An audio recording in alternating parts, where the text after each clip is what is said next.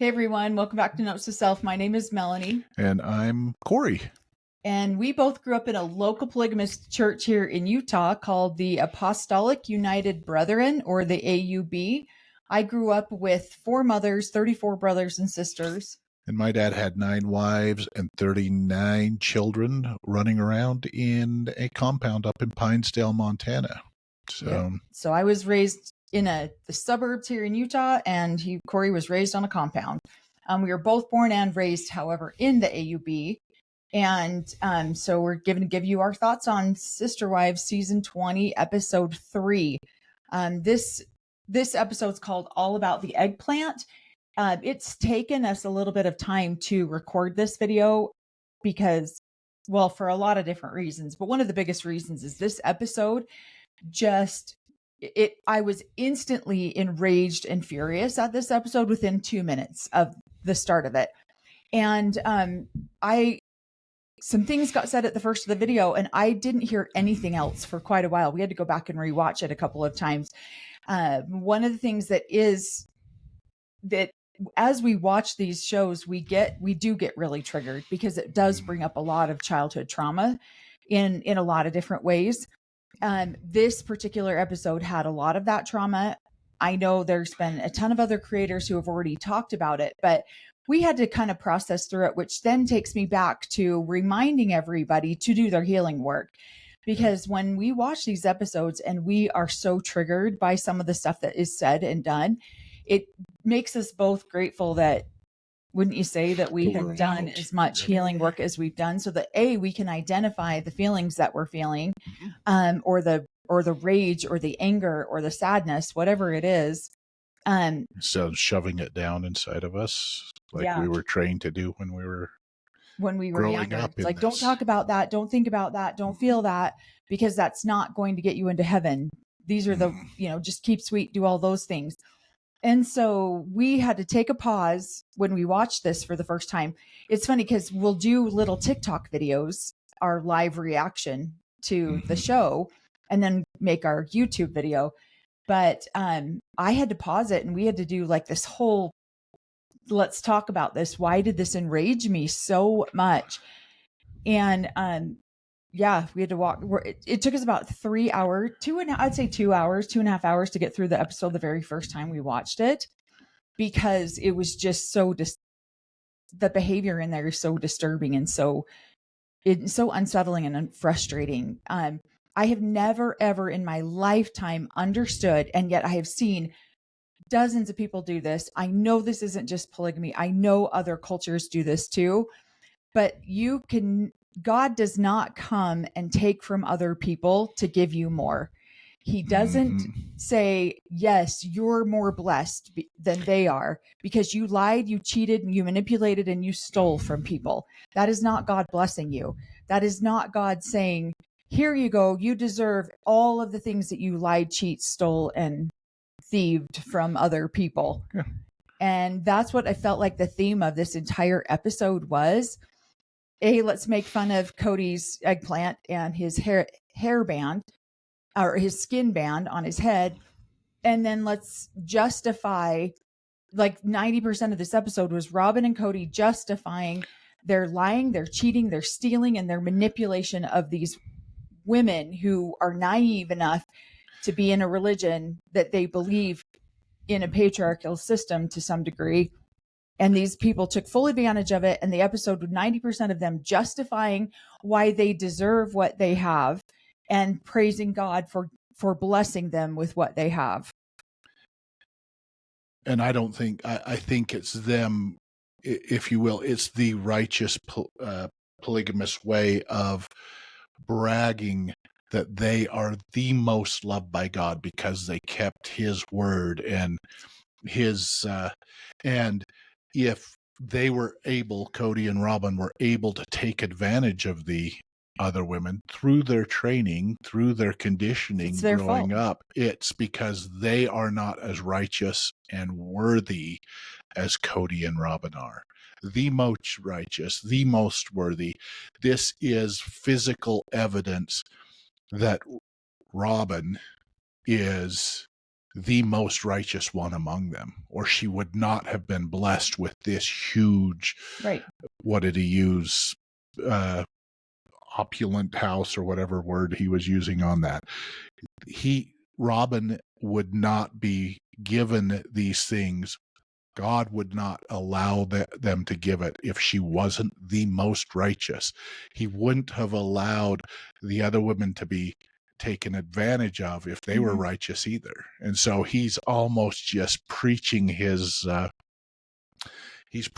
sermon to all of us slowly people of why they were blessed above the other wives. And the thing is this is very much the thinking of so many of these people. God wouldn't have given me this opportunity if I didn't deserve it. He wouldn't have given me this. He would have allowed, if you were closer to God, he would have warned you about me coming to take all your money. Yeah. But because you're not closer to God, he didn't warn you, and he allowed me to come in and take all your money. Yeah. Because I'm closer to him than you are. And this is how over religious, fanatical people justify their poor behavior over and over and over. And I have seen this in the polygamous cult my entire life. I have watched people do this to other people, and they sit there and they take a step back in their self-righteousness and go, oh, God bless me with this. And sorry, you didn't see it coming. Yeah. Maybe you were the reason, God put you in my way so that I could take advantage of you. So this episode brought up a lot of rage and a lot of anger for me, because I have literally watched my own father say these things as he has taken advantage of, manipulated, lied from other people. I've watched him justify it. Well, I have a large family. The Lord's providing for me. So, and I personally do not believe that God provides willing victims for people to come in and perpetrate on and take advantage of for their own personal gain. That is not of God. And yet we watch this behavior, and we watch the justification of this behavior be because it is of God. But that's a belief system that we have changed in our life. That's not a belief system. I don't feel it was a belief system that we were raised with. Yeah. In some senses, we were all working together to create God's kingdom.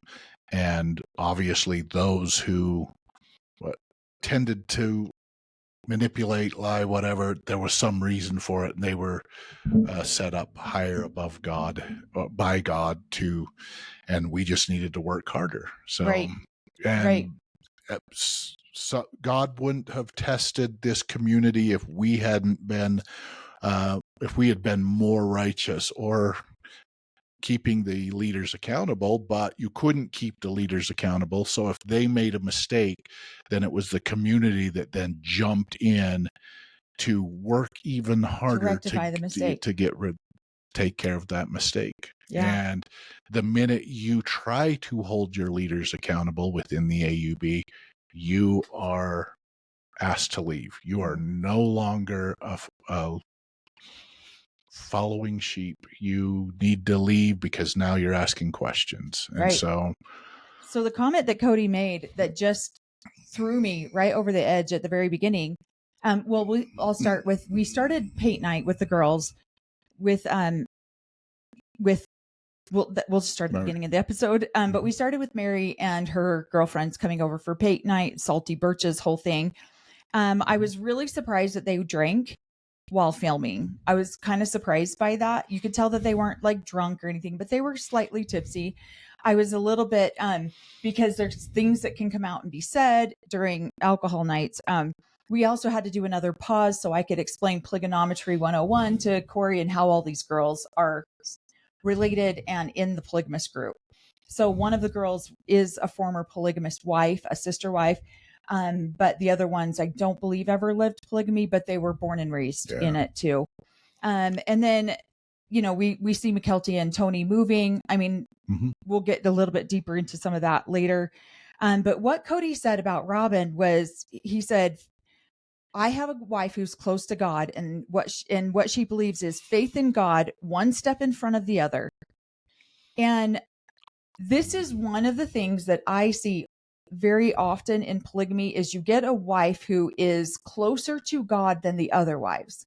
Or even the husband. Mm-hmm. And then she manipulates the husband with her revelations, her spiritual revelations, her spiritual. I've been praying to God a lot lately, and this is what he's told me. ... Whatever it is, whatever she gains personal, favor over, or it's always in her favor, whatever it is that she gains.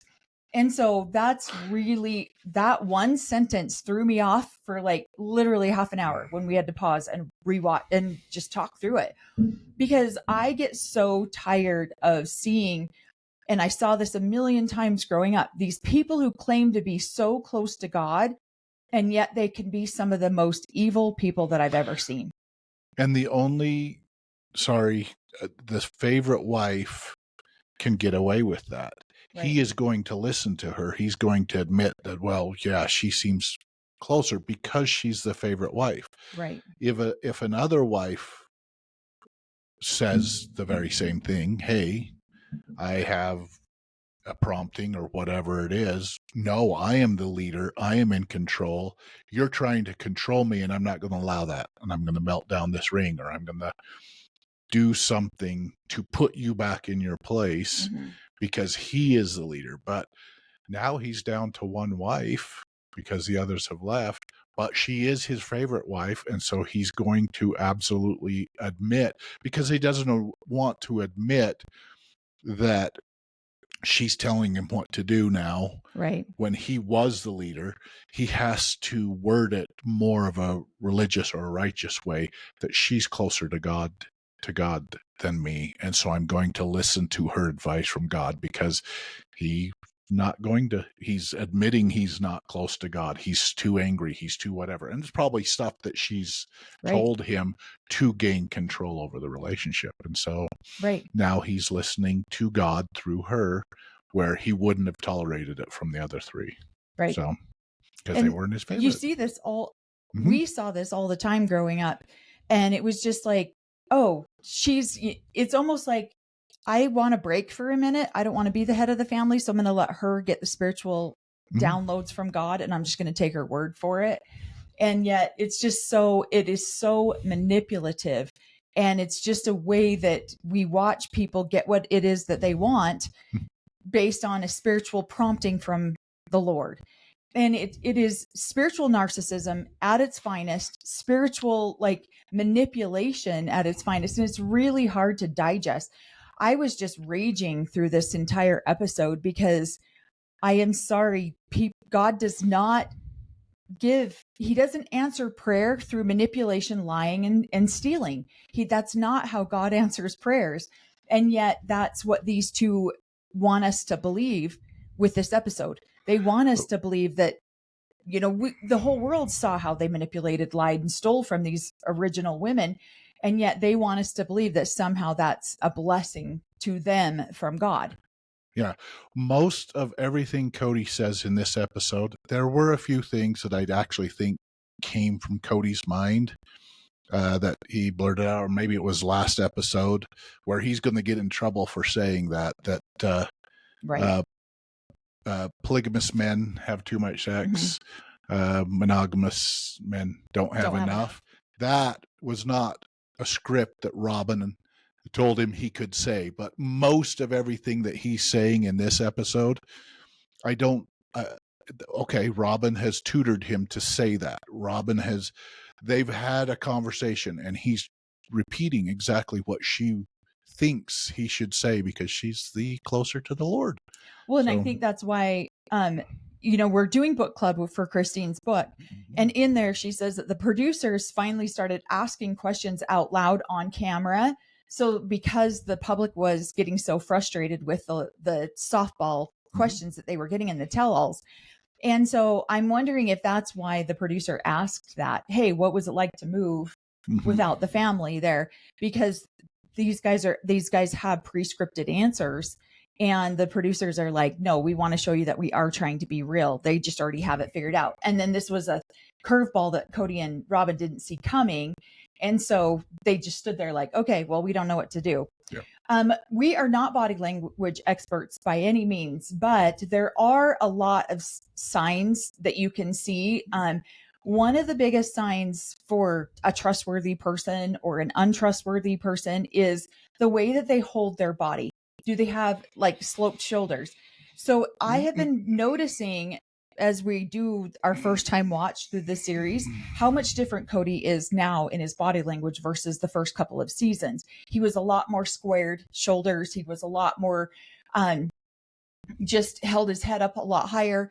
In this episode, his shoulders are so sloped down. You can go back and check it out if you want to. This does not say that he is an untrustworthy person. It's just as a human being, when we look at someone and we get that first, 2-second opinion of someone based on just what we see, that is one of the first things we see, sloped shoulders, and it comes off as untrustworthy. You're not willing to shoulder any responsibility. You're not willing to own your own word. You're not willing to, when your shoulders are square and your back a little bit or your head's up, that means that you are in integrity with yourself. You're owning your entire energy. When your shoulders are sloped down, it means that you just allow, now, of course, I'm not a body language expert again, but you allow things to come and flow off of you because it's not your responsibility. And so you're not as in alignment with yourself as you are when you are more square shoulders. And that is all I could see the entire episode as I'm watching Cody, is just how sloped his shoulders are now. And I probably just killed that to death. But I just wanted to point that out because based on season 1 versus based on this season now, he is a completely, and we've all said this, he looks like a completely different person. Even in the way he holds his body, he holds it completely different. So I feel like they made a comment about they watched the price of this new house. They way oversold this new house to the point where it's like, you're doing something wrong, but you have to try to make the public believe that you're doing what is right. And so the whole episode, they way oversold this new home. Well, I feel like that they were, they had, I don't think we're seeing the overselling. I mean, Cody's a salesman, and he's sold this story to each one of the wives to get them to move, to change, whatever it is, that will convince them to, you're probably right. Yes, I feel that same thing too. So he's a salesman. The problem is everybody who's watched him, or we as the public who are watching him, but also everybody else around him, even the original 3 wives, are tired of him selling, used car salesman. Selling them this idea that he always has to move. I mean 4 or 5 years when they're getting divorced, they're going to have to sell this home too, or Robin will have it. Maybe you're giving him a lot of time. Yeah. I don't even know it's going to be especially with this one, this episode. But he is he's a salesman. So they're putting out the salesman. God's his salesman too. So it's all about the contracts. One of the things that Cody says in one of the couch interviews, now these are really bothersome to me, that he says so much in this episode that just bugs me, is that Robin came into his life and she wanted him to be an integral part of her life, of her everyday life. So he had to be involved in certain decisions, where with the other wives, it's just like there's a level of independence. This is where we are taught so much. No, you are your own person. You can make your own decisions. It's coercive control. And is because as a sister wife or as a polygamous wife, you have to be extremely independent. You really do. 90% of your life you live alone. You live with your children. You are the primary caregiver. You're the primary head of your household. You have to make these decisions. This is where I believed that I was in control of my life. I was in control of my own decisions because my husband didn't boss me around or tell me what to do. Yet they do it in such a manipulative, coercive way that we don't even see that that's what's happening to us. I didn't see it when it was happening to me until you watch a woman come into the situation. Now, I think it's wonderful that Robin wanted Cody to be such an integral part of her everyday life, but that's not polygamy. That's not the way polygamy can be lived. That is not realistic when a man has 4 families to split his time with. He can't and he won't go to each one of those wives' homes to kiss her children goodnight, even though they're his children too. He won't do that because it's not realistic. And Robin knew that going into polygamy because she grew up in a polygamous situation. She knew this, and she still continued to manipulate this man's time. Well, this is where I think she says she wanted to live polygamy. She says all of these things, but she grew up like we did in the church teachings, and then she comes in and uses the soulmates. She is saying all this monogamous terminology. Exactly. Our kids. And when she says our kids, she means her kids and Cody. Not the families. Not the family's kids. And she uses the term your kids. But he's requiring the other wives, or the other wives under the training that we grew up with are using the full family terminology. She is not, and she's slowly saying things and doing things to Cody that want him, yes, this is my family, this is my hub, this is what I'm going to spend most of my time. So she's saying one thing and her actions are exactly opposite. Well, and that's the thing, is what she's trying to do is wonderful for her family, for her cohesiveness, for her family to be a unit. That's not the problem. But the problem is she's coming into a plural situation, and she's trying to change just her situation into monogamous situation. And that just doesn't work. This episode enraged me so much because I have tried to give Robin so much grace because I understand how she's feeling. I understand what she's saying. I've been there before, and this woman deserves zero grace. She deserves nothing I will not be giving her the grace that I have been giving her in the past. Well, I'm seeing the other 3 wives are coming out now and going, yes, we were selling the beautiful thing, but these are the cracks in it. She is coming, and eventually the facade falls down. Okay, now you are the only wife in the thing. And she's like, no, I still wanted polygamy. I think she's saying that truly and honestly. The only reason she's saying that is so that she can leave Cody someday. Right. So that is the only reason that's still a conversation. Right. Which we totally can see that. One of the things he says is she wanted him to be a part of her intricate daily decisions. So she provided a home office for him, and the other wives could have done the same. So I understand that's how he's justifying all of the monopolizing time that she got, is that he was there working at the office. I do appreciate and love that Christine put in her book that they all had the same job. Why is he needing to be in an office so much more than anyone else had when they were all doing the same thing? And so I really appreciate that she pointed that out, because really, what is he doing that's so much more? I've got to be here in an office with a wife who wants me to be a part of the intricate daily grind, and when you watch these men and their favorite wives, in my dad's situation, the favorite wife lived down the street from his office. So he was able to go over there. He spent lunches over there. He would stop by every single night before he would go to any of the other wives' homes. He would stop by her home to say hi to her and her children. And then he would proceed to go to the other wives' houses. That was because she lived right next to his office. So it was easy for him to do that.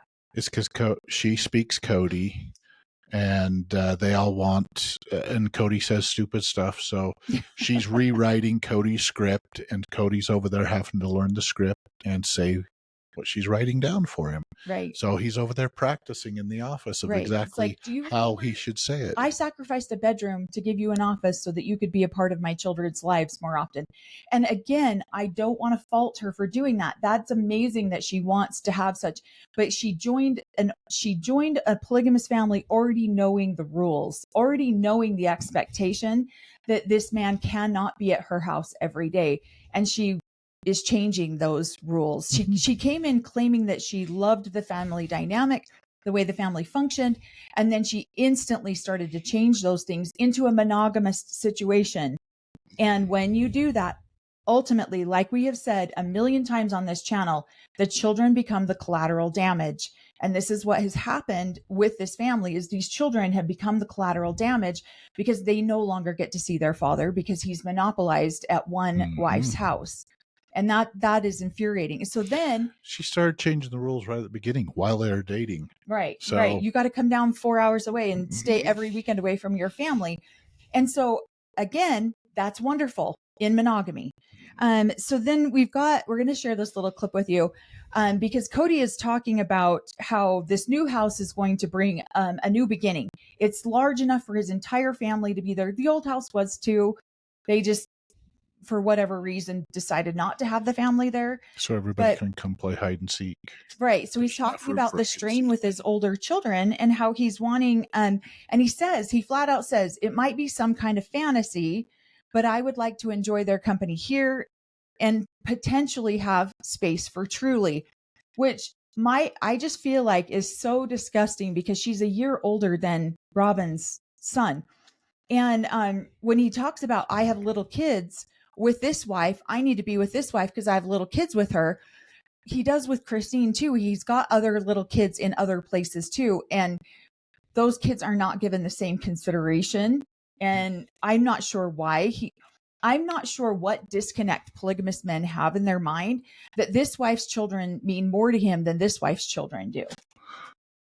Well, it's obedience or would they honoring his position as the husband, the dad, and the priesthood holder. And right. So if he demands a lot of respect. Right. And so I had wrote this down that this house is an opportunity to invite his children. So the words he uses are amazing. It's an opportunity that I may or may not take. Right. So to invite the children here and potentially, because they need to follow all of the rules and apologize or do whatever it is, and potentially enjoy their company here. Right. Yeah. So he's using the words that makes it sound like this is what he wants, but it's very conditional. Yes. If they follow these conditions, then we'll see if we can share space with them. He is speaking. This is why I felt like that it was Robin speak, because Robin is speaking for him, because it really is. They're saying the words, you can come and visit, but the undertone is you are not welcome. Mm-hmm. So, well, and that's how it's been at even the other little mini mansion that they have. Exactly. So we're going to share this scene with you. Just know the first thing you're going to see is Cody and his sloped shoulders. This is again part of the body language that I was talking about earlier. So let's see. So in plural marriage, it's not uncommon for us to just sort of come to these impasses where there's little different disagreements. And when it comes to plural marriage, my wife's had sort of this independence. So I sort of let it go. It's like, well, you decide what you want to do, stuff like that. Well, Robin came into my life and Robin suddenly went, well, I want you in my life, so you're going to be part of all these decisions. And even she provided an office for me in her house. And the other wives could have done the same. But they didn't. I think it's too big to miss. Shame. Right. But they didn't. So therefore they're punished because they didn't provide this extra space for her. Mm-hmm. Go ahead. Let's see. Let me get to the next clip here. And so I think I'm so sad that these polygamous men genuinely, I don't understand the disconnect with some of them and why. I know a lot of it is because of that individual wife and what she requires, but I feel like this is one of the reasons the world can't stand these two is because there is no accountability. Like, hey, I spent all this time at Robin's house. These wives could have done the same thing. They chose not to. She made it more comfortable. They made it more comfortable for the kids. This is on them. Yep. Yeah, this is on. Yeah, exactly. They did. Robin made it more comfortable for him, and the wives made it more comfortable for their children. But we are finding out in Christine's book that, yeah, when Cody came home, it was a production. Sometimes it was a little bit more than they ever wanted to endeavor. So we're going to share this next clip with you here. Nasty Christmas and the Christmas that we don't even do together. I mean, like just one thing after another. And then this is where I got the news of Garrison's passing. This place has pain in it. You doing all right, Ron? Oh, sorry. Was in a deep, deep depression in this house while the splits were happening, while the divorces were happening. Every split happened when we were living in this hash knife house. So just like wives, when you victimize Cody and Robin, they have to get rid of you. And so the house victimized them because that's where all the hard stuff happened. So, sorry, I didn't mean to hit play on that one. So that they're giving the reasons. This is their sales pitch. The reasons that they have to get out of the house is because this is a source of all their pain. This is where they were victimized by the other wives as they all left and had Christmas and kept living life when neither of them wanted to hang out with them. They wanted to be together in their little heavenly house and didn't want to leave. COVID was keeping them hunkered down. And so the other wives kept living their own lives and going out and doing stuff without Cody and Robin. And eventually they left. And so, yeah. And honestly, in my honest opinion, I'm going to be a lot less grace towards these two. Is that, and this is allegedly my own opinion, is that these wives the ex-wives are becoming more savvy to what really happened. Mm-hmm. And these guys are selling and moving because it's easier to hide and move assets. When everything's been filmed, all the paintings on the wall, all the sculptures on everything, they're one more step removed from these women being able to come and claim anything. Because we all know that this house was bought with the equity from everyone's home. They've said it on the channel themselves, on the show themselves. Robin did. Robin said this is an investment in family assets. Right. So, well, and everybody wants to know, how do these guys justify keeping all of this equity? And again, we've said this on a couple of other channels a couple other videos.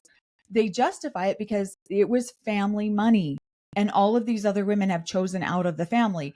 Robin and Cody are now the family. Yeah. And so all of the assets, everything that was meant for the family, stay with Robin and Cody because that was the original agreement. And just because you chose out of the family doesn't mean you get to take anything with you. It means that you chose out of everything. Yeah. The family assets are now the family's. And Robin and Cody define themselves as the family still. Yep. And so this is why they can justify this now legally. Who knows if they really can? I don't think that they can. I think there are legal ramifications for what they're doing, but maybe the ex-wives are getting more savvy and more aware of this. So if you sell the house that's been recorded on TV, all the paintings, all the sculptures, everything that they have in this home, and now put it in another house that's one more removed from somebody being able to come in and stake any claim on anything. Robin has never said that this new house is an asset for the family. So right, this new house is theirs. It's a blessing from God.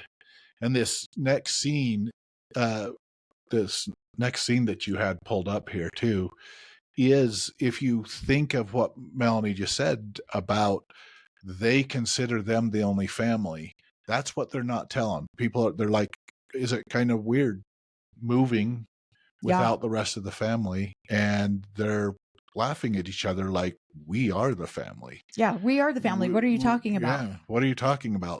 All the rest of those people are apostates. Right. They are not family. They're not a part of this family. So yeah, no, we're all here. We're all moving. Mm-hmm. Those of us that are righteously connected to the family still, the apostates have been cast out. So that's what she is thinking. This cat can read minds, but that's what she's thinking. So what Cody's doing. So they're showing throughout this episode, they've brought God into this a whole bunch of times, which is really the main source of my rage towards this episode, is that they're bringing God into every decision. We prayed to God for this. We prayed to God for that. And they're showing that, look, these other women have fallen away. They're undeserving. Mm-hmm. We have not fallen away. We deserve. Mm-hmm. We are guaranteed, we deserve these things because this is what we're doing. And so they laugh at the producers when they're like, do you feel this is the first time you've had to move? No, you fool. We stole enough money off of these other women. We hired movers. We don't even need the family, and so it's like, they almost are laughing at the producer. Like, what a foolish, stupid question you could ask. Well, and I don't think that they would want the other family. They don't want them to see what assets are moving. So yeah, exactly. This is a secret. We're moving stuff that we have acquired, and it's none of their business. So. Right. And that's what's infuriating to me is if they're going to hide these assets, they would never welcome the family in to come and see them. So let's just give you a little bit of clip of this one.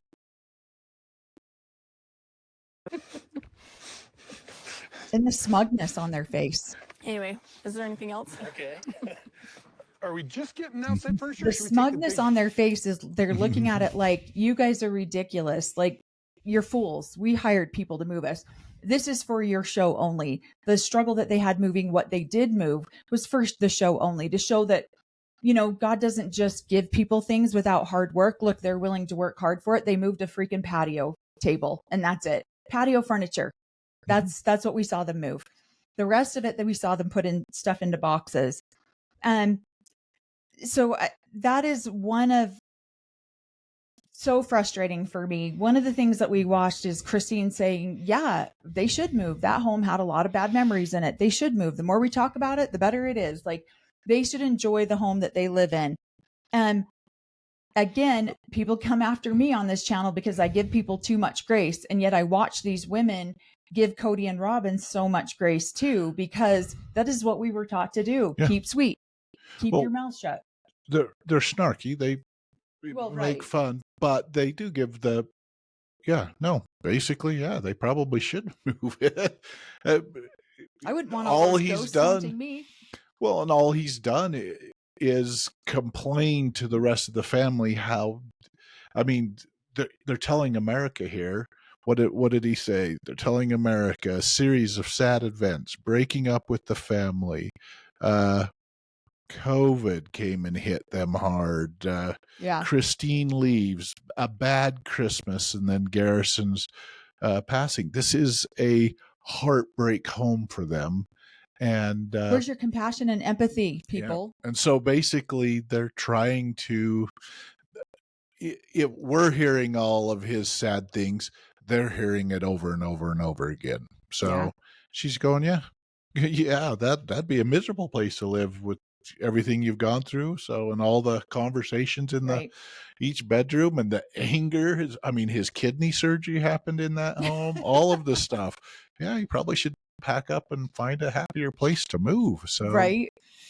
So, and then they just talk about, we're watching the difference in the vibration of McKelty and Tony moving versus Robin and Cody moving. And it's McKelty makes the comment, the Browns have a way of doing things the hard way. She doesn't, Cory pointed out a really good point. She doesn't say the Browns have a way of doing hard things. They have a way of doing things hard.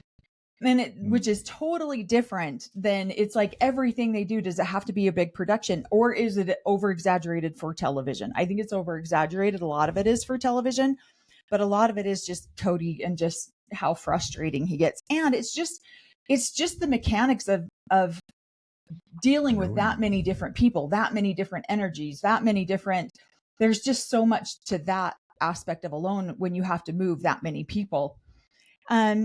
One thing that really got me pretty hard on this is that, and we'll share this clip with you here, is when Cody says, we only selling Coyote Pass only became an opportunity. Oh my gosh, I can't speak. necessary. It became necessary so they could jump onto the opportunity God was opening up when for they wanted a new home. Yeah. That was the only time that Coyote Pass became a reality. And these women are sitting here like, are you kidding me? We've been trying to get you to sell this property for 2 years. You know, multiple years. I don't know if it was 2 years. Yeah, but it wasn't on the top of his list because they weren't kind. Yeah. So he's not going to jump through hoops. Why should I share when you're not kind? Exactly. But when it became important to him, then all of a sudden the heavens opened up for us. God answered their prayers and said, yes, you lied, stole, manipulate enough that here, I'm going to bless you with a $2 million home. And the ladies were blessed that, yes, I'll finally work towards this because God is shining upon us. And so you're going to get a little bit of his sunshine and we'll sell Coyote Pass for you. And this is very typical. I, again, know that this might not be typical might be typical in other religions, but this is very typical in polygamy. Nothing moves unless the man moves. If the man wants to move, then in any aspect of the life, if the man wants to have it done, then it's done. Or the favorite wife is in the background complaining enough, then it gets done. Other than that, most people's needs go unmet they're not even just unmet, they're unacknowledged until it matters to him. Well, and I almost feel like, though, at the beginning they were talking about Coyote Pass, or was it last episode they were talking about Coyote Pass? He was almost trying to convince her. I felt like Robin was the one holding up Coyote Pass. He even wants to get rid of it. Right.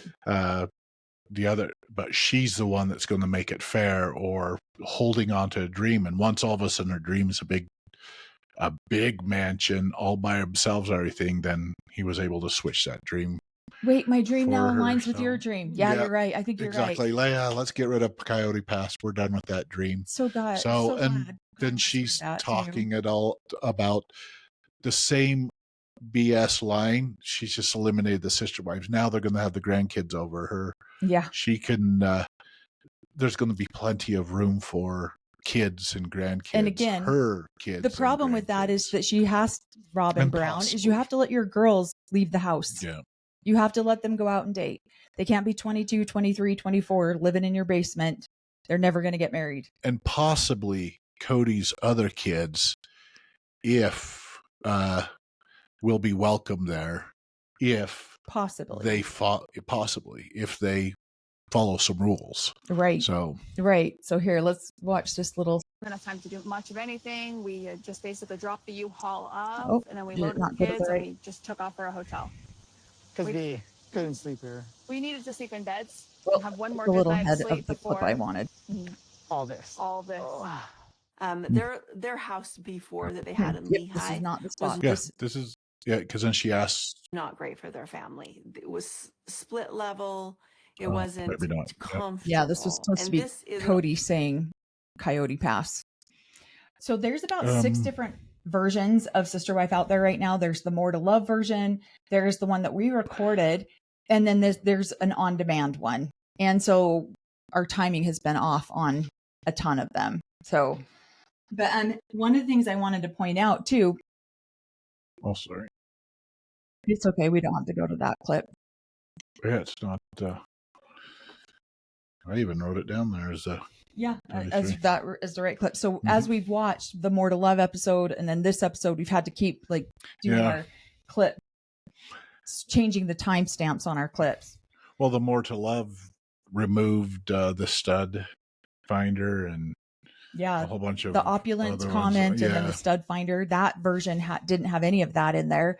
And then this version is an on-demand version, which is different than the original that was played on Sunday night. But one of the things I really wanted to talk about, like the difference in energy. When Maddie when McKelty and Tony are moving, Maddie and Janelle show up with all of the kids. You can see it's very high vibrational. The children are loving on each other. They're having a great time. There's just this energy and this vibration in this family of just showing up for each other and being there together. And yet when you watch Cody and Robin move, there's disgruntledness. There's, Brianna, we need you right now. There's this dolly is not going to work. It's not going to work at all. Like you can see the tension and the frustration between these two. as they justify this holy space that God just provided for them. And yet then you zoom out to North Carolina with Maddie and McKelty, and you see the wonderful, like, Maddie's so excited she makes the pregnancy announcement right there. The thankfulness, the gratitude that they have, the gratitude and the thankful that they're together and hanging out, where I feel like over with Cody and Robin, it is the sanctified. They have earned and deserved this because of their staying true and righteous. Right. And so because Robin, through all of this, has stayed close to God, they are now being blessed. So they are being held up righteously in front of the family to show the rest of the family what wickedness or what straying away from their, you're not blessed with all these tangible items that God gives you when you stay close to God. Yeah. Right. Well, and Tony doesn't say a lot of very profound things, but one of the things he did say in this episode that I really appreciate, because McKelty was like, hey, Tony, you want another baby? Absolutely not. He's pretty solid in that. Is that he's like, one of the things that he really learned from Cody is the farther that you split yourself as a human, the higher risk you have to having your family fall apart. And I 100% agree with that, because I feel like when you don't even know the names of some of your children, how can you truly be a part of their lives? How can you truly, now children will move away, they'll have their daily activities. You're not a part of that. And I understand that. But when you go years on end without speaking to your children, or, years on end without being in their space or having anything to do with them, there's a disconnect there that is extremely hard to repair. Well, you have an attitude that they're, you get so many children that there's an attitude that, hey, I'm going to focus on these children. I'm going to screw up this batch of children. Yeah. And so they're disregarded. They're, we messed up on that one. They're dismissed. They're left to fend for themselves. I'm going to focus on this more righteous group. I've literally heard men say this, my father included, who says, we messed up on this batch of children. We're going to move to this batch. The first time the first kids, Cory was like, he did not just say that. Didn't it stun you? Yeah. Because you're like, wait, aren't they all your kids? And my dad's like, no, we messed up with those ones. We're going to move on to the next set of kids. Yep. And in fact, when we got married, he said to me, thanks for handling your situation. Now you're Cory's problem and Cory's issue. I no longer have to worry about you and your children. I'm like, did you worry about me and my children in the first place? No. But yes, because you got it. Well, no, because I didn't have a leader over my family. Exactly. Because you got a release. That released you back to your father's responsibility and property. Yeah. I didn't even think about it like that. He didn't you're probably right. Want to deal with that. You were sitting, going away from what he thought you were supposed to be doing. And so, I'm now his responsibility again. Yep. Good thing you came in and saved him from all of that responsibility. Jeez. I didn't even think about it like that, but you're actually right. And we should do a video around that whole concept, because that's actually, that's very true. But then she also talks about, McKelty starts talking about how the breakup of their family and the passing of Garrison has actually caused them to have like sibling hubs, where the siblings get together and they live by each other. And I would say that this is very true. In your family, it's very true. In my family, it's very true, where kids will tend to, get together. There's kids that will stay closer to each other than others. There's some children that don't have anything to do with each other. And this is true in, I think, every family. This is not just polygamous families, but in polygamous families, there's just 25 more kids involved in a situation. So you'll get kids who live by each other. Like right now, we live by like 4 of my siblings. We all live together. And at one point there was 9 or 10 of us within 5 minutes of each other. And now in one of your siblings, 2 of your siblings live right by us. And so this is very true. But she talks about, it's just the sibling hubs. There's been, the rest of the family were basically discarded, you know what I mean? And so they're like, fine. You get that attitude, fine, yeah, I'll go out and live on my own. But then they're realizing, hey, we as a family, we as a discarded family need to create these family hubs so we're not leaving anybody out. Right. And that is amazing that they talk about Utah. There's a hub of siblings in Utah, in Las Vegas, in North Carolina. And they didn't say Arizona, because that hub, that is, from Cody's and Robin's opinion, is the only hub.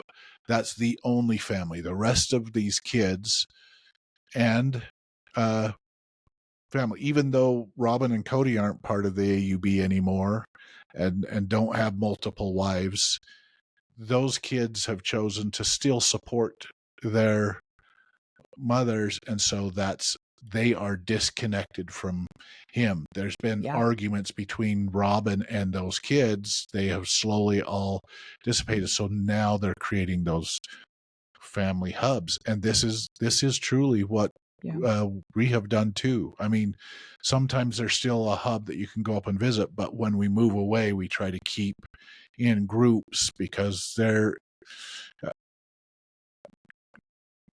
we grew up that way as kids. Right. I relied more on my brothers and sisters for things and my mothers than I did for my dad or for some of the other mothers. So I've always relied we grew up together, mostly on my siblings. And so we stick together because that is our family hub. Well, and for us, we're both the oldest. And so when we built our home 23 years ago, we built it with the intention of being able to have our family around us, our siblings around us. And so when McKelty said that, there's a hub in Vegas, a hub in Utah, and a hub in North Carolina now, we totally related to that. We've got one here in Montana, Utah, and some of them live down in Arizona. Most of them have moved back from Arizona, but some of them still live down there. And so there are these little hubs. And I appreciated McKelty pointing that out because people don't understand the bond that polygamous kids can have. Now, not every family is that way. Yeah. Again, there's the stepchildren type of situation where they're like, you're just a step sibling. You're not my real sibling. And a lot of people look at their other mother's children like that. But most of us don't. Most of us look at all of our siblings as if we are. So the four siblings that I have that live around me, two of them are from two totally different moms. And then I have a brother from the same mother, and we all live within 5 minutes. We can walk to each other's houses if we wanted to. And again, at one point we had 9 of us out here.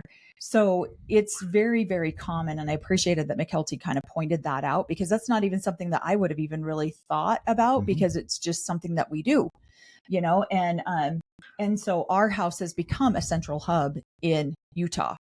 Yeah. Our commonality with our siblings is we grew up in hell together. We survived hell in that environment together. And so now we want to be there to get each other through any difficulties out here in the world and celebrate together. So Well, and then Robin talks about this house, how they're going back to see the house. They're talking about how wonderful all the space is going to be in this house. And it's, the innocent and naivety of children. Ariella says that she's talking about all the space that they have to play hide and seek, that the other house didn't have that much space. And it really throws me right. I mean, this is where the rage came in, because their children are so entitled and they know nothing different. And that's not their children's fault. That's not this little 10-year-old's fault that she doesn't understand that. Are you kidding me? Not everybody has individual bedrooms. I've never in my lifetime had my own bedroom. And so this is not a requirement of a family to live in a house is to have your own bedroom. It's not a requirement of a family to own a home that you can play hide and seek everywhere you go. That's not a requirement. What were you going to say? Well, she's clueless. She is. She's clueless to how the older siblings grew up. She is.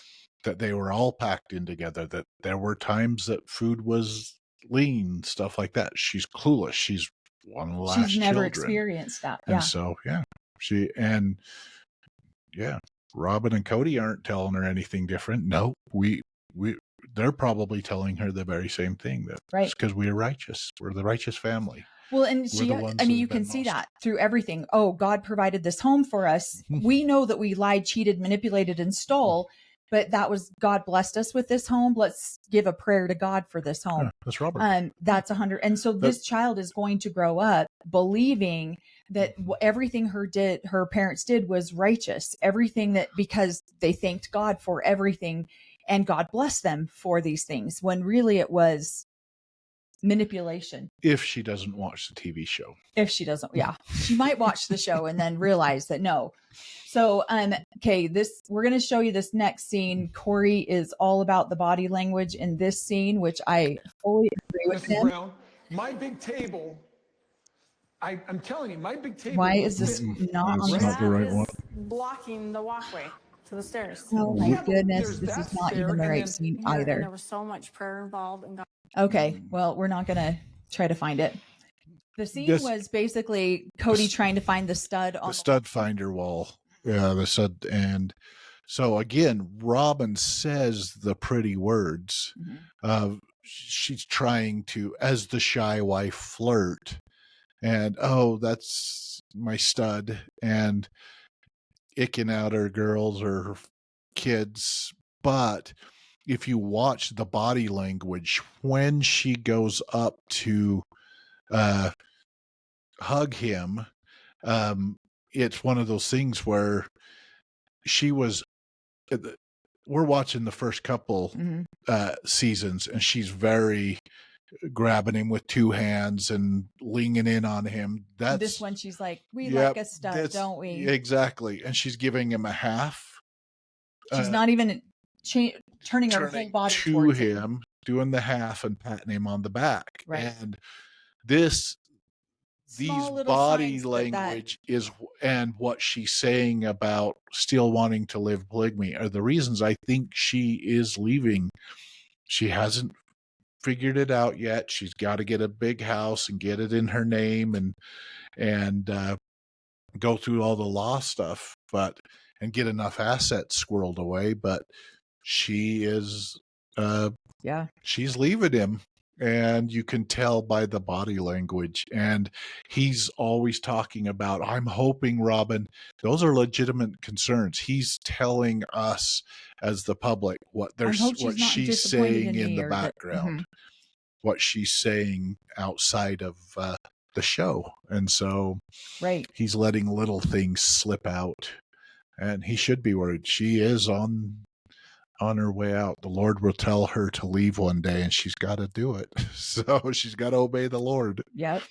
Yeah. And so another thing, again, he goes off about the opulence of the property. And of course, this has been beaten to death online all week long. But we looked up the definition of opulence, because I feel like he picks like a word of the week, and it's like the flavor of the week. And then he's like overuses it. And to me, this was just, I know there's a scripture out there that will talk about how they shine their gold and robes. And I'm trying to remember what the script, we probably should look that up. But I'm sure that's probably something written within the scripture somewhere. Or some of the prophets that have done books in the last little bit. Because he's reading through those. Well, he talks about it like, I have finally arrived. Yeah. And so I have arrived, and this is my life now. And everyone else is like, you arrived on the coattails of these hardworking people. You know, your bank account used to be full of 5 paychecks. Now it's full of 2 paychecks. And so when it was full of 5 paychecks, you could take all of their money and do whatever you wanted with it with no accountability.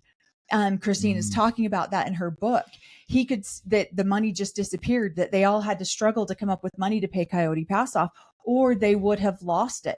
They had a balloon note on it. And so it's like, she talks about this, and he had 0 accountability of 5 paychecks. Now he's got 2. And so he didn't get to this opulence state of life on his own. He got this riding the coattails of other people's hard work.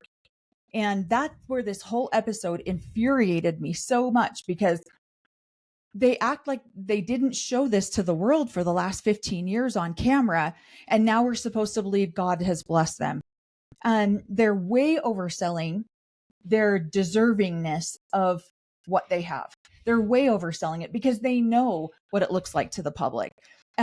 Again, we have watched men do this over and over, abandon wife after wife after wife, leave the AUB, leave polygamous groups, and they're still living high on the hog. We've talked about the Virginia Hill case, how that money was laundered through a bunch of different businesses. We've watched those men leave, never had to pay any of that money back, and live extravagant lifestyles after they've left.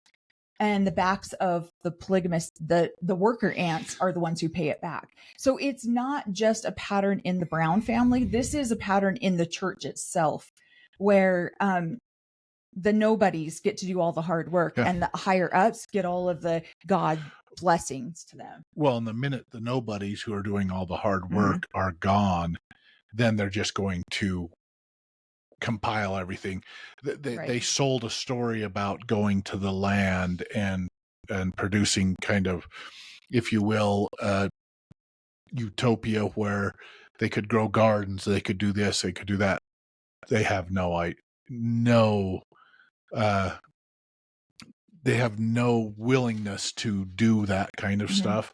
They just want the big, beautiful wealth looking of the house, and maybe potentially his kids could be invited there if they do what he says, if they make nice with Robin.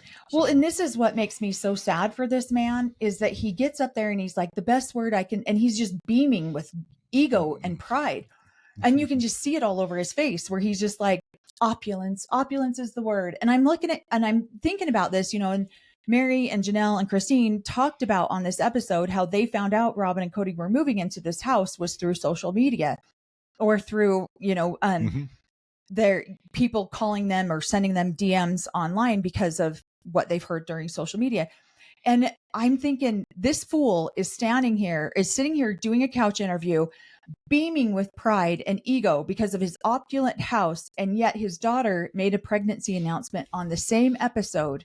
That I guarantee he's heard. That's where he heard it, was his daughter gave a pregnancy. I bet you he's never even met those children, let alone had anything to do with those lives. So who really is the rich one here? Is it Cody and Robin sitting in their mansion, clutching their pearls all alone? Or is it this family that has now broken away from this, dictatorship, this patriarchy, hierarchy, that now this family is free to live how they want to live? And how tragic for him that he thinks this castle, this multi-million-dollar home, is the opulence of his life, when he has grandbabies he's probably never even met and has to find out about on social media or find out about on TV. Shame on this man. Yeah. It makes me sick. The whole thing about it just makes me disgusted. So. No, it is. There's just a difference between showing the other families talking about making it homey, making it exciting for the kids. They're talking more about the big space, the hide and seek, where the creepy dolls can go. It's just more for show, but there's not going to, she's trying to say, yes, the grandkids can come over, but there is definitely that undertone of obedience. And really it's just that undertone of, you're not welcome here. Right. So well, and it's only a certain of us are. What's sad about it is when the show started out, they started out to show the big picture, what it was about their lives that made their lives so wonderful. And it was their family. Yep. It was the love that their children had for each other, that the sister wives had for each other, even though things were hard, even though things were difficult. This was the goal of this family, was to show true riches in life come with your family, come with who you love. And now they are so far removed from those people. Now it comes with a $2 million home. That's where you've really arrived in life. Okay, this is where I won't give grace to Robin at all. I feel like that Cody, probably that was his story at the very beginning, because he had a better relationship with all of his kids. Right. You could see it. That was not Robin's. Robin has been so divisive with the other wives, but also with each and every one of the kids. She has been the divisive part in there that has basically caused Cody to have a complete separation from everybody. And then she's going to leave him and he's going to be absolute miserable. Yeah. So, and then he'll have to find out what home she's buying off social media. Exactly. All right. We'll share this one last clip with you here. We've worked so hard to get in here, and there was so much prayer involved, and God was so involved in our process. We owe him a big thank you. So Some things only God can do. yeah, I mean, Because she is righteous. So I wrote that sentence down. Some things only God can do. And then I wrote Dayton with a question mark underneath it. Where is Dayton? Why is he not there? Is this really a family home that is only God can provide this for them? And yet she's missing a child. It's like she really doesn't. I don't understand. My home would not be complete if all of my children didn't feel welcomed in it or didn't want to be there. Now I understand Dayton might just not want to be filmed. I understand that. But when she makes this statement, there's, Cody's not even paying attention. He's wandering behind her, looking at the window, like, what do I need to fix? All this stuff. He's not even paying attention. And she's over here making this scene for the cameras of, we need to thank God. He was a huge integral part of this entire thing. And I just, all these exclamation marks, they're accrediting God and God's favor for their lies, their manipulation, and their thievery. And they're missing a child in her own inner circle while they're doing this. I don't think that these guys they're tone deaf to what is actually really important in life, and they're tone deaf to how they're going to be received by their audience. It blows my mind that people can't genuinely see, like, no, this is not. Is this really the riches of the world? People can see it. But they can't. They're That's the only part ones that can. can't. Yeah. It's like you genuinely don't see that this is not this is not real wealth. This episode, I can wrap it up probably. And Robin let the other wives know she could speak Cody and speak him very well. Now she's letting everybody know that she can also speak God. Oh so my gosh. She's communicating what God's desire is. So she is a man, this woman's incredible. Her abilities. She's almost like Cody family's PSR. What? So yeah, she's communicating. She speaks Cody. She speaks God. So yeah. Well, it's amazing. It's crazy for us to watch these episodes and then also be book clubbing Christine's book too. So that's the end of the episode. Let us know what you guys think in the comments. Oh, do you have something else you want to Yes, and we didn't get the clip and everything, but there's a moment just when they're meeting with the real estate agent, and she gets her. Should we end the show on that? What's the clip? Or we might not have it on this new one, huh? Yeah, I've got it at what was it, 1825, I think. So okay, explain the clip.